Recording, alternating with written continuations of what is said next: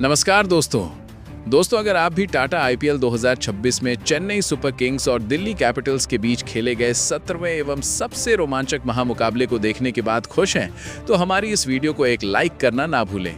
आज की हमारी वीडियो का लाइक टारगेट 500 लाइक है, तो दिल से एक लाइक जरूर कीजिएगा।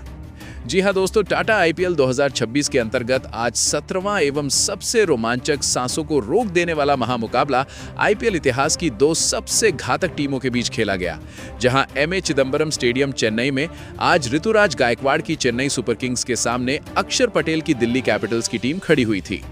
इस महामुकाबले में जब टॉस के लिए सिक्का उछाला गया तो दिल्ली के कप्तान अक्षर पटेल ने टॉस जीता और पहले गेंदबाजी करने का फैसला किया।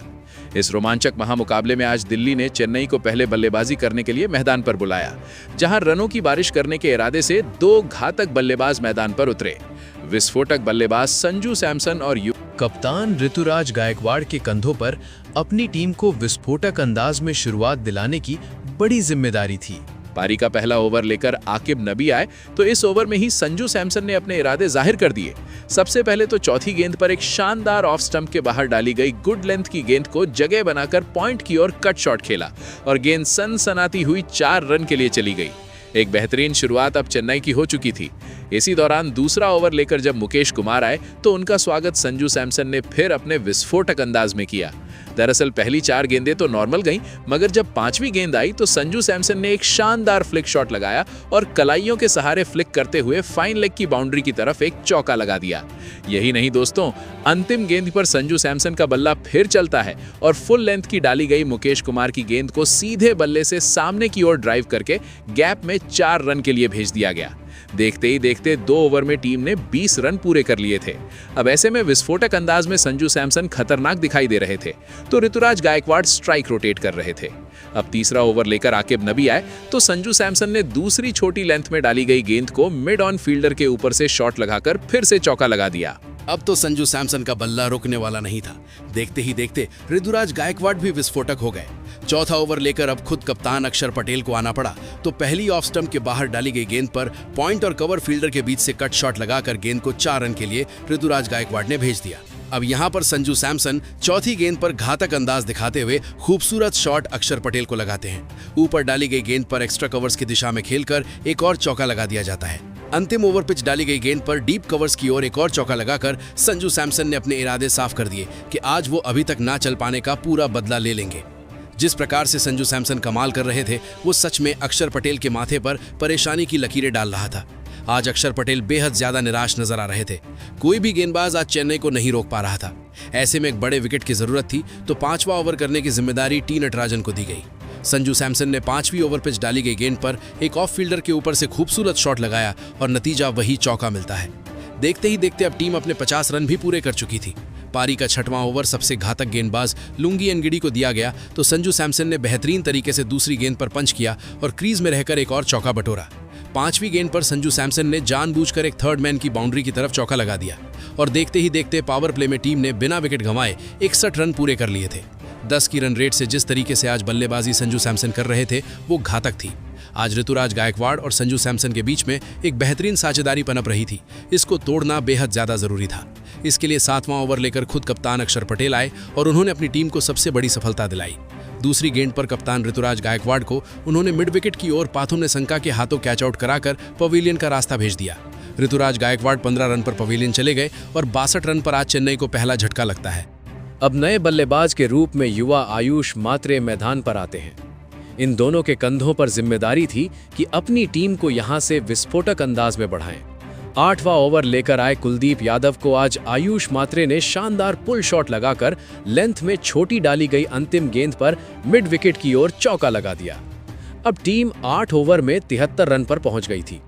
एक बड़ा विकेट गिर जाने के कारण कहीं ना कहीं चेन्नई की बल्लेबाजी अब स्लो पड़ चुकी थी, मगर संजू सैमसन और आयुष मात्रे सिंगल डबल लेकर अपनी टीम को आगे बढ़ाते हैं।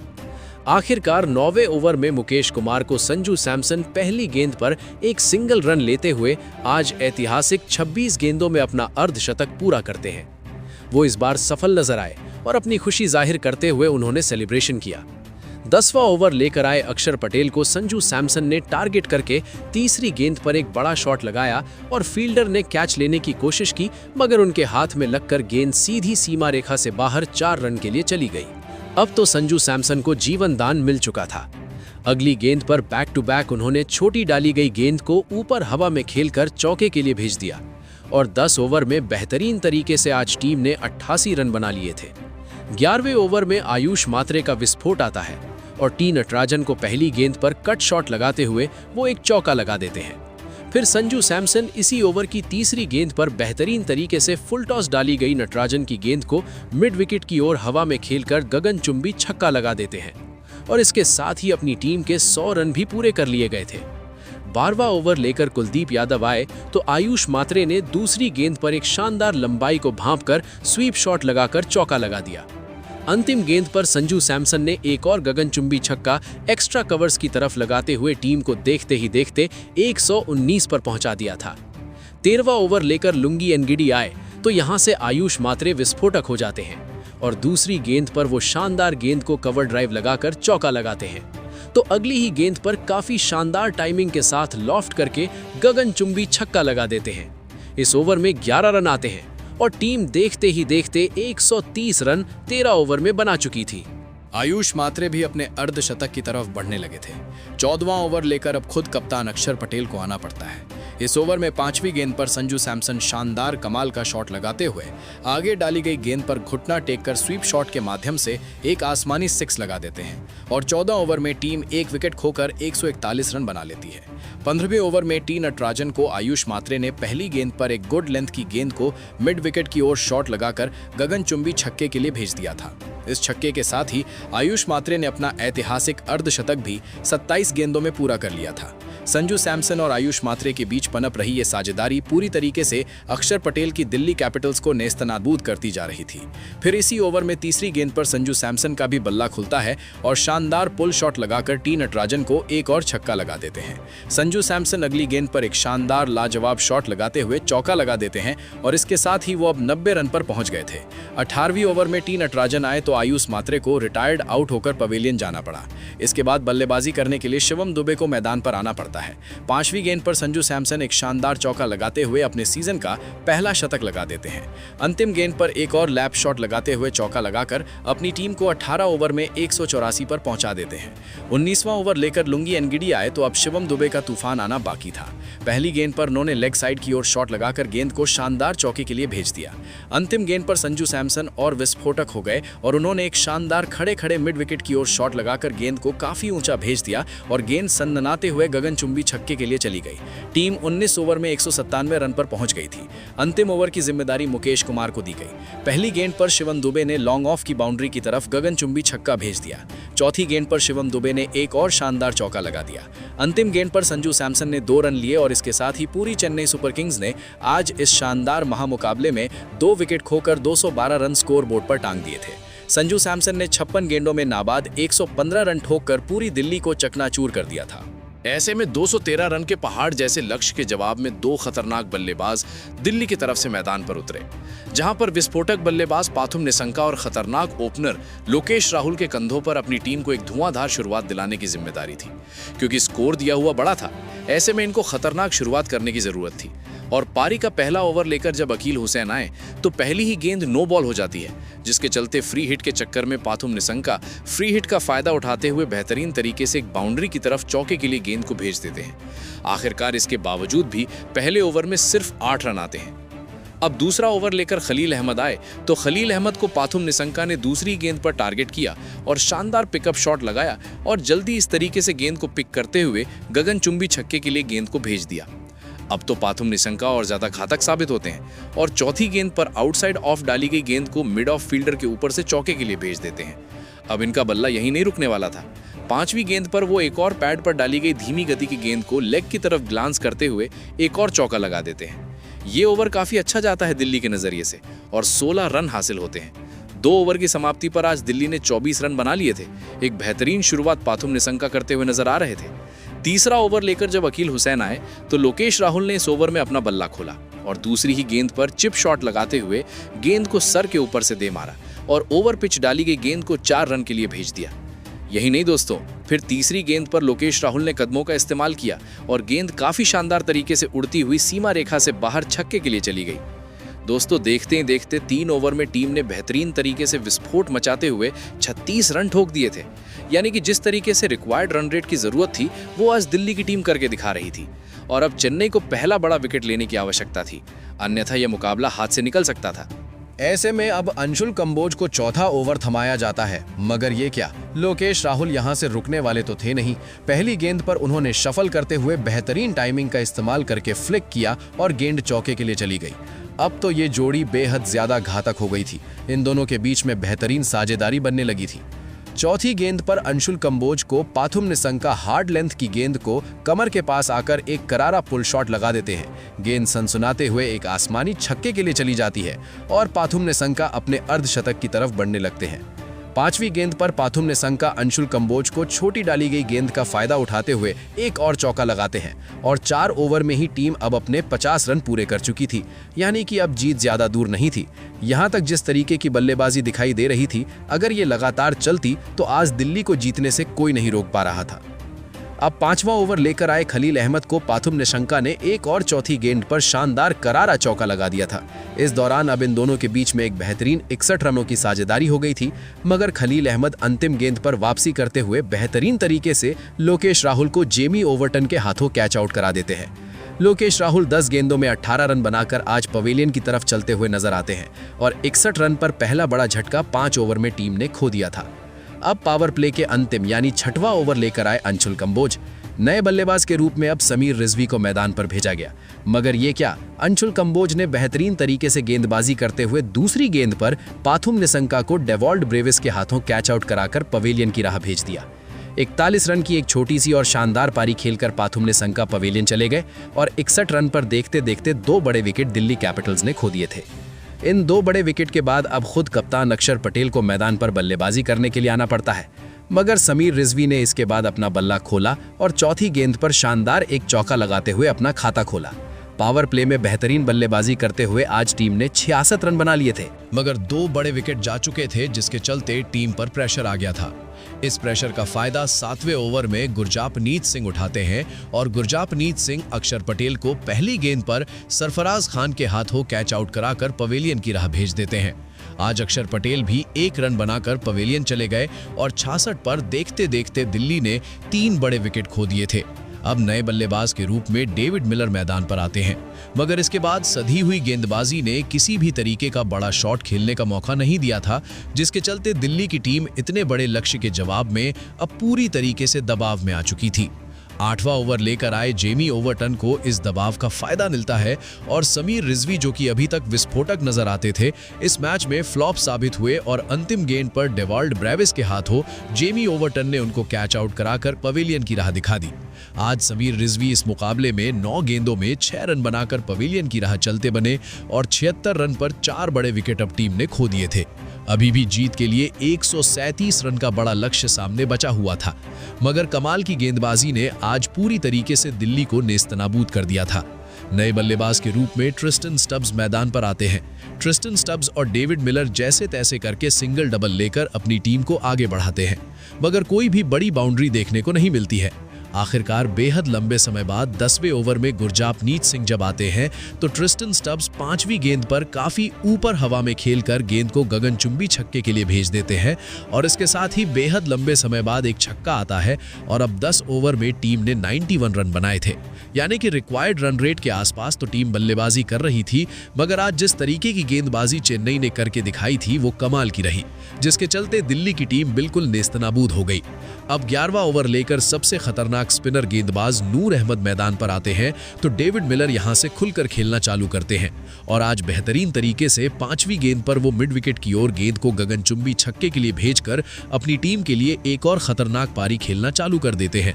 डेविड मिलर अंतिम गेंद पर भी कड़क शॉट लगाते हुए लॉन्ग ऑफ की बाउंड्री की तरफ ओवर पिच गेंद का पूरा फायदा उठाते हुए चौके के लिए भेज देते हैं और देखते ही देखते टीम अपने 106 रन पर पहुंच गई थी। यानी कि 4 बड़े विकेट जरूर गंवाए थे, मगर टीम अब रिक्वायर्ड रन रेट के आसपास चल रही थी। अगर ट्रिस्टन स्टब्स और डेविड मिलर के बीच में ये साझेदारी पनप जाती तो आज चेन्नई को हार का खतरा बढ़ने लगा था। देखते ही देखते अब चेन्नई पर प्रेशर आने लगा था। इसके चलते 12वां ओवर करने की जिम्मेदारी खलील अहमद को दी गई तो ट्रिस्टन स्टब्स को चौथी गेंद पर वो एक स्लोअर गेंद डालते हैं, मगर आगे आकर ट्रिस्टन स्टब्स ने एक सनसनाता हुआ छक्का जड़ दिया था। अब दिल्ली की टीम की इस जोड़ी के बीच में बेहतरीन साझेदारी पनपने लगी थी, जो कि चेन्नई के गेंदबाजों के लिए काल बनकर साबित हो रही थी। मगर इस साझेदारी को ज्यादा देर तक चेन्नई की गेंदबाजी ने नहीं चलने दिया और 13वां ओवर लेकर जेमी ओवर्टन आए। उन्होंने डेविड मिलर को दूसरी गेंद पर क्लीन बोल्ड कर दिया और अब 45 रन की बहुमूल्य साझेदारी का अंत हो गया और 17 रन बनाकर डेविड मिलर पवेलियन चलते बने। अब टीम को एक बेहतरीन और अच्छी बड़ी साझेदारी की आवश्यकता थी, मगर आज इस महामुकाबले में टीम ये नहीं कर पाई थी। अब नए बल्लेबाज के रूप में आशुतोष शर्मा को इंपैक्ट प्लेयर के रूप में मैदान पर बुलाया जाता है।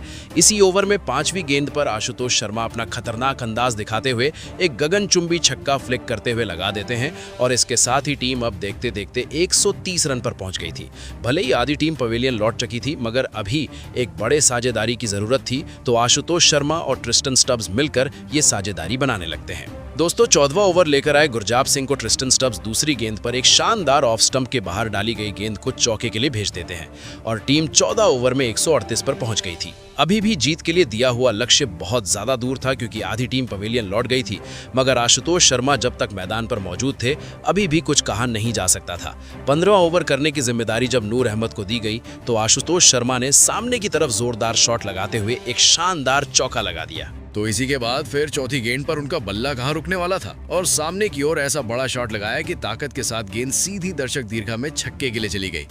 अब आशुतोष शर्मा सबसे बड़ा खतरा बन चुके थे, तो उनका विकेट लेना जरूरी था, मगर अगली ही गेंद पर नूर अहमद वापसी करके आशुतोष शर्मा को अंशुल कंबोज के हाथों कैच आउट करा देते हैं। 28 रनों की साझेदारी का अंत होता है और आज इस महामुकाबले में आशुतोष शर्मा पवेलियन लौटकर चले गए थे।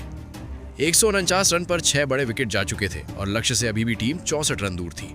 मगर इसके बाद बल्लेबाजी करने के लिए आकिब नबी मैदान पर आते हैं तो नूर अहमद को वो अगली गेंद पर एक चौका लगाकर बता देते हैं कि जैसे मानो वो ड्रेसिंग रूम से सेट होकर आए हों। टीम इसके साथ ही 15 ओवर में अपने 150 रन भी पूरे कर लेती है। अंतिम 6 ओवरों में अभी जीत के लिए बेहद ज्यादा रन चाहिए थे और अब प्रेशर में पूरी दिल्ली की टीम आ चुकी थी। चेन्नई की गेंदबाजी ने आज कमाल कर दिया था और जेमी ओवर्टन अब 16वां ओवर लेकर आए तो आकिब नबी को उन्होंने अकील हुसैन के हाथों कैच आउट करा दिया और 7वें विकेट का इस प्रकार से पतन हुआ और आज आकिब नबी 4 रन बनाकर पवेलियन चले गए। अगले बल्लेबाज के रूप में अंतिम क्षणों में कुलदीप यादव मैदान पर आए और अब कुलदीप यादव और ट्रिस्टन स्टब्स अकेले ऐसे थे जो अंतिम समय में अपनी टीम को जीत के करीब ले जा सकते थे और जैसे तैसे करके टीम अब आगे बढ़ने लगी थी। 17वां ओवर लेकर गुरजापनीत सिंह आए तो ट्रिस्टन स्टब्स ने दूसरी गेंद पर अच्छा कट शॉट खेलते हुए उनको एक चौका लगा दिया। तो अगली ही गेंद पर ट्रिस्टन स्टब्स ने बैकफुट से पुल किया और इस तरीके का शानदार संपर्क था, गेंद सीधी 6 रनों के लिए चली गई। ट्रिस्टन स्टब्स ने आक्रामकता दिखाते हुए पूरी तरीके से गेंद को मैक्सिमम के लिए भेज दिया था और इसी ओवर में अब ट्रिस्टन स्टब्स अपने बेहतरीन अर्धशतक पूरा कर लेते हैं। आज ट्रिस्टन स्टब्स ने एक ऐतिहासिक पारी खेली थी जो कि टीम को जरूरत थी। अंतिम उम्मीद के रूप में ट्रिस्टन स्टब्स ही थे जो टीम को जीत के करीब ले जा सकते थे। अभी भी अंतिम 3 ओवर बाकी थे, यानी कि 18 गेंदें और जीत के लिए टीम को 42 रन की दरकार थी। जब पारी का 18वां ओवर लेकर अंशुल कंबोज आए तो ट्रिस्टन स्टब्स ने तीसरी गेंद पर एक बड़ा शॉट लगाया और इस प्रकार टीम के खिलाड़ी फील्डर रोक नहीं पाए, मिस जज कर बैठे और मिस फील्डिंग के कारण एक और चौका हासिल होता है। इस ओवर की अंतिम गेंद पर ट्रिस्टन स्टब्स ने एक और भारी लॉन्ग ऑफ की तरफ एक ड्राइव किया और गेंद सीधी सनसनाती हुई 4 रन के लिए चली गई और टीम अब 181 रन बना लेती है। दोस्तों अंतिम 2 ओवर बचे हुए थे। 12 गेंदों में टीम को जीतने के लिए 32 रन की जरूरत थी, यानी कि जीत ज्यादा दूर नहीं थी, मगर बल्लेबाजी उतनी लंबी नहीं बची थी क्योंकि कुलदीप यादव को अब साथ देना था और ट्रिस्टन स्टब्स अंतिम उम्मीद थे। मगर 19वें ओवर में जेमी ओवर्टन ने दिल्ली की अंतिम उम्मीदों को भी चकनाचूर कर दिया और ट्रिस्टन स्टब्स को ही तीसरी गेंद पर नूर अहमद के हाथों कैच आउट कराकर पवेलियन वापस भेज दिया। ट्रिस्टन स्टब्स आज विस्फोटक 60 रन बनाकर पवेलियन गए और टीम का अब 183 पर 8वां बड़ा झटका लग जाता है और दिल्ली कैपिटल्स की आखिरी उम्मीद भी अब जा चुकी थी, यानी कि यहां से चेन्नई ने मुकाबले पर पूरा अपना हक बना लिया था। अब इसके बाद नए बल्लेबाज के रूप में लुंगी एनगीडी मैदान पर आ चुके थे। अब कुलदीप यादव और लुंगी एनगीडी अंतिम क्षणों में प्रयास करते हैं और अब 19 ओवर में टीम 185 रन बना लेती है। अंतिम ओवर में 6 गेंदों में 28 रन की दरकार थी, मगर अंतिम ओवर लेकर आया अंशुल कंबोज ने कुलदीप यादव को ही पहली गेंद पर डेवॉल्ट ब्रेविस के हाथों कैच आउट करा दिया और अब 9वें विकेट का पतन होता है और 5 गेंद में 28 रन अभी भी चाहिए थे।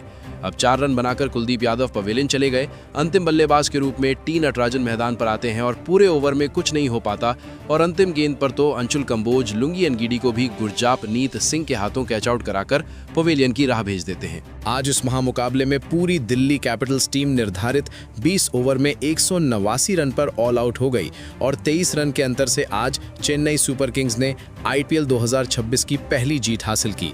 अभी तक आईपीएल में 4 मुकाबले चेन्नई सुपर किंग्स खेल चुकी है और ये पहली उसकी जीत है, यानी कि अभी भी शर्मनाक प्रदर्शन जारी है। मगर अभी इस महामुकाबले में संजू सैमसन और आयुष मात्रे की साझेदारी ने अपनी टीम को जीत दिलाई, जिसके चलते ये कहा जा सकता है कि टीम वापसी करके सुपर 4 में पहुंच सकती है।